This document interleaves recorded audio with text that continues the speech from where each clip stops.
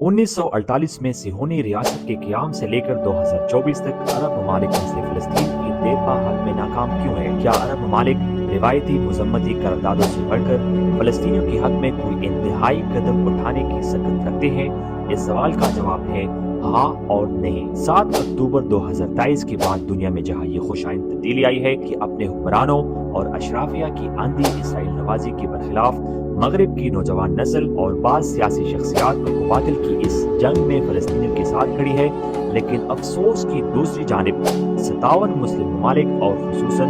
22 ममालिक पर मुश्तमिल अरब लीग से एक मजबूत और जानदार मौक़िफ़ का न आना फ़लस्तीनी अवाम की जदोजहद आज़ादी को कमज़ोर करने की मुतरादिफ है। वो क्या वजूहात है कि 3.5 खरब डॉलर्स की GDP रखने वाला अरब लीग 550 अरब डॉलर्स की GDP रखने वाले इसराइल के खिलाफ ज़ुबानी जमा खर्च से आगे जाने से कतराता है? क्या अरब ममालिक 1956 में मिस्र इसराइल जंग, 1967 में अरब इसराइल की 6 दिन की जंग और 1973 में यम किपुर की जंग से सबक सीख चुके हैं, या अरब ममालिक बदस्तूर इस्लामी दुनिया की कप्तानी की जंग में अमेरिका और इसराइल के हाथों इस्तेमाल होते रहेंगे? क्या अरब ममालिक को इस बात का इदराक है कि उनकी सख्त तर्ज हुक्मरानी, शाही खानदानों की अय्याशी और तनकीद करने वाले अपने शहरियों पर बर्बरियत, बराह रास्त इंतहा पसंदी और दहशतगर्दी को जन्म देती है, और जिसका अमली मुजाहिरा 2011 की अरब स्प्रिंग में उस वक्त देखने को मिला जब अरब अवाम मुसल्लत शुदा बादशाहों और आमिरों के खिलाफ मिस्र, ट्यूनीसिया, शाम और लीबिया में सड़कों पर आई? क्या ये अरब ममालिक की अखलाकी पस्ती का नतीजा है, या ये एक कोल्ड आइड कैलकुलेशन है कि 22,000 मुरब्बा किलोमीटर का मुहीत इसराइल के सामने 21,49,640 किलोमीटर पर मुहीत मुस्लिम दुनिया पर हुक्मरानी का दावेदार सऊदी अरब लाचारी और बेबसी की अलामत बनी हुई है। 7 अक्टूबर 2023 के बाद गजा पर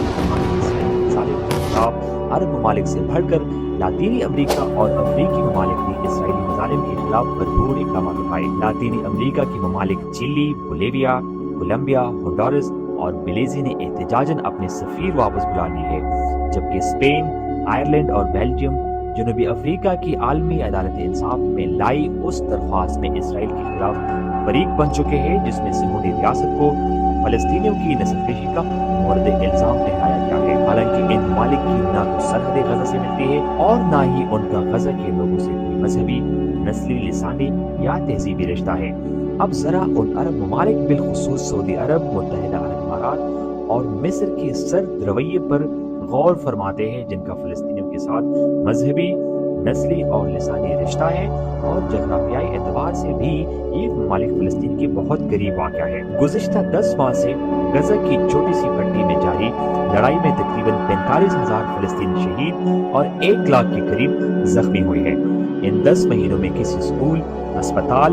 मस्जिद या सिविलियंस की कैंप की तमीज किए बगैर बेहिस अफवाज ने गजा के तकरीबन 80% कमर्शियल मकामात, 85% स्कूलों और 62% घरों को बमबारी का निशाना बनाया। यूएन असेसमेंट रिपोर्ट के मुताबिक अक्टूबर 2023 से जनवरी 2024 तक नुकसान का तखमीना तकरीबन 18.5 अरब डॉलर्स लगाया गया। गजा में 1 घंटे में तकरीबन 42 बॉम्ब्स गिरते हैं, 12 बिल्डिंग्स तबाह होती है, 15 लोग शहीद होते हैं। लेकिन कहर तो ये है कि इंटरनेशनल लिबरल ऑर्डर के दावेदार सदर बाइडेन, बर्तानिया के साबिक प्राइम मिनिस्टर ऋषि सुनक और फ्रांस के मौजूदा सदर एमानुएल मैक्रोन इसराइली बर्बरियत के पहले 15 दिनों के अंदर अंदर अक्टूबर 2023 में तल अवीव पहुंचकर नेतन्याहू की पीठ थपथपाकर उन्हें गजा की ईंट से ईंट बचाने की खुली छूट दे चुके थे। दूसरी जानिब अरब दुनिया की कस्मकुर्सी की ये हालत है कि मुत्तहिदा अरब इमारात और बहरीन ने 7 अक्टूबर 2023 के बाद के मंजरनामे में हमास को मोर्द इल्जाम ठहराया, जबकि अरब लीग ने पहले तो इजलास बुलाने में तकरीबन 1 माह की ताखीर की और इजलास बुलाने के बाद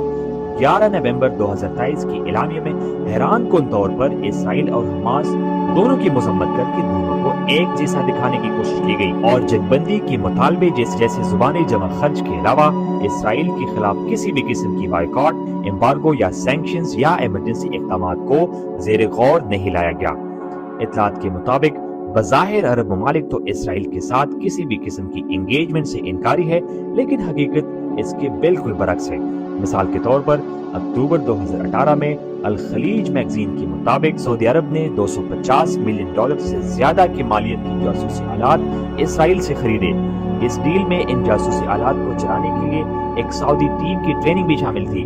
اور تو اور سعودی شہزادے نے ایک انٹرویو میں اس حد تک کہا کہ اسرائیلی اپنے ملک میں پرامن طور پر رہنے کے حقدار ہے۔ اس معاملے میں متحدہ عرب امارات بھی سعودی سے کسی صورت پیچھے نہیں۔ اگست 2018 میں خلیجی ملک نے اسرائیلی NSO گروپ کے ساتھ معاہدہ کیا کہ سپائی ویئرز کے ذریعے سے اپنے ملک کے اندر تنقید کو روکنے کے لیے اپنے ہی شہریوں کے فونز کی نگرانی کی جائے۔ سعودی عرب نے صحافی جمال خشوگی کی نگرانی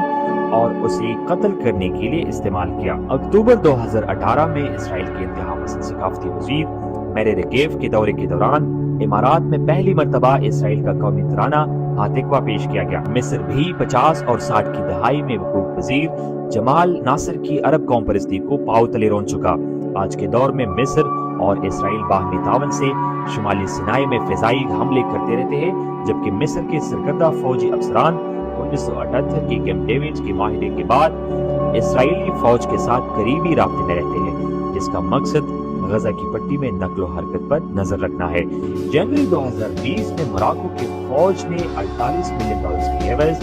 3 اسرائیلی ڈرونز خریدنے کا معاہدہ کیا۔ بحرین بھی کئی علاقائی مسائل پر اسرائیل کا حامی نظر آتا ہے۔ خاص طور پر ایران کے معاملے میں بحرین نے اسرائیلی جارحیت کی نہ تو مذمت کی ہے اور نہ ایران کے ساتھ ہمدردی کی ہے، بلکہ بحرین کی وزیر خارجہ خالد بن احمد الخلیفہ نے ایران کے خلاف اسرائیلی کارروائی کو اقوام متحدہ کے آرٹیکل 51 کی روشنی میں حق دفاع سے تعبیر کیا ہے۔ دفاعی مبصرین کا خیال ہے کہ غزہ کے جنگ کے حوالے سے عرب ممالک کی غیر مؤثر اور مبہم حکمت عملی کے پیچھے امریکا اور عرب ممالک کی بڑھتی ہوئی اسٹریٹجک شراکت داری ہے، جس کا واحد مقصد ایران کے مشترکہ خطرے سے نمٹنا ہے۔ لہٰذا ایران کو نیچا دکھانے کی خاطر عرب ممالک ایران کے حریفوں اسرائیل، امریکہ و مغربی ممالک کی خوشنودی کی خاطر ابراہم ایکٹس جیسے ایڈونچرس سٹیپس اٹھا رہے ہیں، جس سے مسئلہ فلسطین کا حل مشکل سے مشکل تر ہوتا جا رہا ہے۔ اس کے ساتھ ساتھ عرب ممالک کی فورن پالیسی گولز میں ایک بہت بڑا شفٹ دیکھنے کو ملا ہے، جس نے بلا واسطہ یا بالواسطہ فلسطینی کاز کو سردخانے کی نظر کر دیا ہے۔ محمد بن سلمان کے زیر سایہ سعودی عرب فوسل فیولز پر اپنا انحصار کم کرنے کے لیے سعودی عرب میں ماڈرنائزیشن اور ڈیولپمنٹ کے نت نئے طریقے اپنانے میں مگن ہے، جبکہ سعودی عرب انٹرنیشنل انویسٹمنٹ کے لیے سعودی سرزمین کھول رہا ہے۔ تو ایسے میں محمد بن سلمان جیسے بے رحم حقیقت پسند شخص کے لیے فلسطین کے حق میں انتہائی قدم اٹھانا بے وقوفوں کی دنیا میں رہنے کی مترادف ہے۔ یہی حال اماراتی لیڈر شیخ زید النہیان کا بھی ہے، جو دبئی کو مشرق کا وال اسٹریٹ بنانے میں مگن ہے۔ عربوں کی اس میوٹڈ رسپانس کی ایک بڑی وجہ مشرقی وسطی میں بالعموم اور عربوں میں بالخصوص اتھارٹیرین لیڈرز اور ڈکٹیٹرز کا اقتدار پر مضبوط گرفت ہونا ہے۔ فلسطینیوں کے حق میں تاریخی مظاہرے تو London, new York, Texas, California اور چلی سمیت گلوبل ساؤتھ کے بہت سے ممالک میں رونما ہوئے، لیکن ریاض، جدہ، قاہرہ، دبئی، شارجہ، منامہ میں مظاہرین کی نکلنے کی نوبت نہیں آئی، کیونکہ ان ریاستوں میں ضرور کسی نہ کسی شاہی خاندان، کسی شیخ یا فوجی جنرل کی حکومت ہے جو دور حاضر کے تقاضوں کے مطابق اظہار رائے کی آزادی کو اپنے وجود کے لیے خطرہ سمجھتے ہیں۔ عرب ممالک انٹینسو ڈپلومیسی کی اصولوں سے بھی نا آشنا ہے۔ امریکہ پر اپنی تمام تر لیوریج کے باوجود یہ ممالک جنگ بندی تو درکنار امریکہ کو اندھی اسرائیل نوازی پر مورد الزام بھی نہیں ٹھہرا سکے۔ اگر مغربی طاقتیں اسرائیل کے حق دفاع کے تحفظ کے لیے نتنیاہو جیسے انتہا پسند کے ساتھ